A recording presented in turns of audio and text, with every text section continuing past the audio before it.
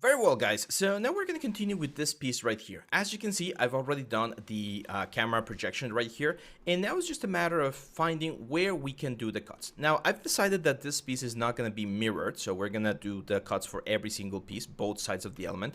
And the reason why I want to do that is because I want to add like different scratches from one side to the other, and that's also going to allow me to mask off the effect that we are doing, what's the word, or that we're having things that are not perfectly symmetrical. So we're going to go to edge mode right here, and we're going to start selecting edges. Now, ideally, again, you want to select edges that are going to be easy to hide. So for instance, on the back part of the elements, all of this guys right here should be fairly easy to just follow one of the bevels. Even that one right there, this is why proper modeling is really important. This line right here, which goes across the back of the element, that's probably going to be the best option for this object right here. There we go. So we go all across and right there. Then on this one's right here, I'm going to select the inner side. This is like a ring. So I'm going to select the inner side. And of course, I'm going to select the one on the bottom side right there. So we can cut this in a long like strip.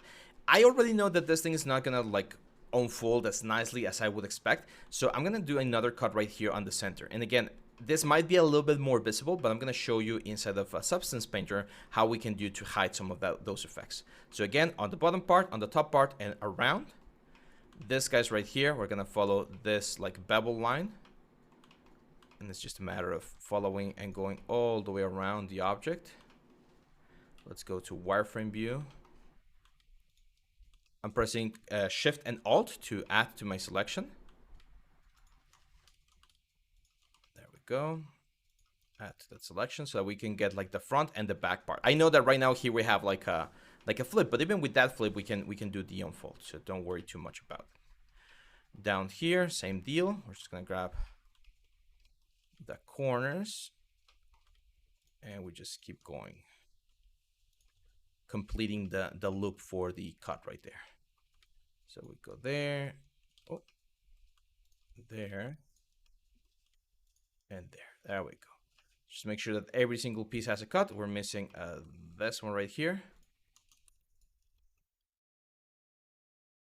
So that's this one, this one, this one, and this one. Here it goes through both sides. Yeah, there we go. So we do UV and we mark seam. Now we go to face mode again, UV, and we unwrap. And look at this. We get this very, very, very nice distribution, a lot better. Yes, we are getting a little bit of distortion here. So how could we solve that distortion? Well, remember that we always have this sort of like corners that we can use to cut another element. The only problem is, as you can see, the corner doesn't flow very nicely. So we're gonna have to go around the bevel that we have right there. And that should alleviate a little bit of the distortion. And this is the kind of decisions that you're gonna have to make whenever you're doing like any prop pretty much. It's like, do we really need to do this cut, or can we keep it as is? If you have the ability to do so, even though it's gonna be extra cuts, I would advise about doing it, because you're gonna get a slightly better result that way. So we do UV and we mark seam. Again, we grab all of the elements, UV, and unwrap. And as you can see now, if we go to material preview, there should be a little bit less distortion. There's still a little bit of distortion because these shapes are trying to unfold themselves in a complicated way. Another thing we could do, for instance, is to go to these corners right here and unfold them as well. That's going to add an extra cut to the elements, but you're going to see that it's going to give us a better distribution as well. This is going a little bit against one of the rules that we mentioned, which was to try to minimize the cuts. But in this particular case, since the armor is so important for the concept, I think it's worth it. Yes, we're going to get more seams, which we're going to need to hide in the texturing department. But again, I think we're going to get a better result. Same for this one's right here. Like those two, and even this two right there. This one, this one, this one, this one. I'm not sure about that corner, to be honest. So let's mark that seam. Again, let's UV and unwrap. There we go. So see how that became like a little bit straighter? We get a nicer effect, nicer distribution. That's the kind of stuff that we're going for. And as you can see, this looks way, way better. So yeah, that's it for the armor. The armor is ready. Now, these guys right here, very easy. I mean, they're already unfolded, as you can see right there, because they were beveled cubes. So if we go into the elements, you're going to see that they're very, very similar. We can try to do a unwrap, and as you can see, we're going to get all of the elements pretty much ready to go. And again, these are just metal bits, so no need to do anything weird. It seems like we have a mirror modifier here. So in this particular case, I do think we are just going to do one side, so that we save UV space. I know they're small pieces, but it just makes more sense to save the UV space. Let's make sure to apply all transforms. Let me grab everything again and do another unwrap. Yeah, that's it. So those guys are ready. And then we got this piece right here. So let's go to UV mode. This one, it was symmetrical, if I remember right, so it might be worth it to cut half of it. So delete the faces. There we go. Let's go over here. And we're gonna grab all of the faces, do a UV, a projection from view, and then we're gonna do UV, or going to seam mode. We're gonna cut that seam right there, this seam right here, pretty much around the whole thing. And then I don't see a corner, so I don't want to really cut a corner. This corner right there, maybe. So I'm going to cut that corner. So UV and mark seam. That should give me a nice distribution. So we're going to say OV and unwrap. There we go. So it's a little bit like intense right here. I'm trying to see where or why we're getting that sort of effect. Let me Control A, apply all transforms. Straight again. Yeah, so as you can see, this is this thing right here. This seems to be the front part. I'm not sure if we have like double faces or something, because it's really weird that we're getting too many faces here. That means that something is wrong on our element.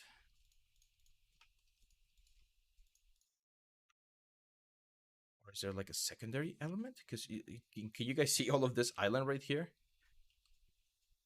Oh, okay, okay. Is this like back part? Interesting. Seems like we have double.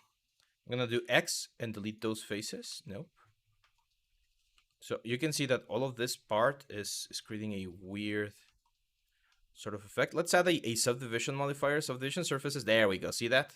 We got double vertex, like a duplication where we didn't want it. That's why we were getting this sort of error. So subdivision surface it's a really like nosy node, because you will always get this sort of stuff. That's fine. We can solve this very easily. It was probably like a duplication or something. So I'm just gonna go into vertex mode, grab all of the vertex, and we're gonna say merge by distance, and it's gonna be 0.001 or whatever. As you can see, 80 vertex were removed. So now we grab all of the elements here. Let's try another unwrap, and that's it. So this looks way cleaner to what we were expecting. So that one's ready. Let's go for the spikes. Super simple.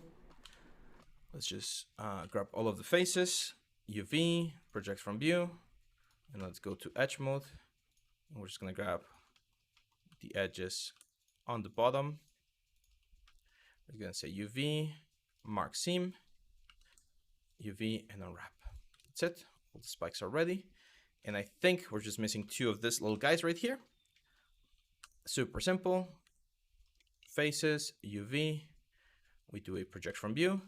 It's a cylinder, right? So easiest way would be to do cap, and around. So we're gonna grab the whole cap right there.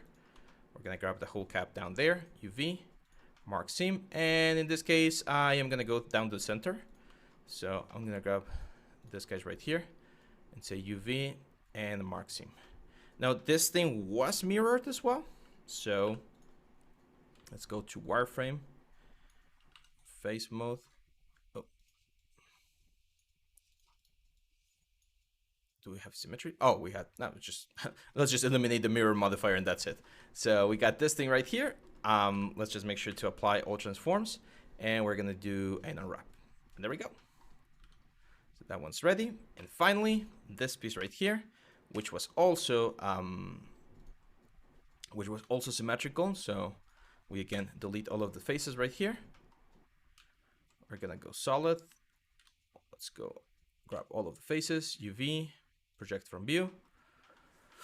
And then we go to edge mode. Select all of this guys, all of this guys on the bottom. We don't need a one on the side, so just UV, mark seam. We're missing that one, UV, mark seam. Grab everything and unwrap. And that's it. So by doing this, my friends, we have successfully like UV'd all of the single elements that we have right here. And as you can see, from what we had before to what we have right now, we're in a much, much better space, right? A much, much better element. Now we're going to talk about the layout. We need to lay all of these things out into a single UV map before we can do the mirror and prepare for the baking process. So make sure to save. I'm going to file, save as. Let's do another increment and save. There we go. And yeah, I'm really happy. This is looking quite nice. And we're going to be getting a very, very clean bake. I'm sure of it. So that's it for this one. I'll see you back on the next video.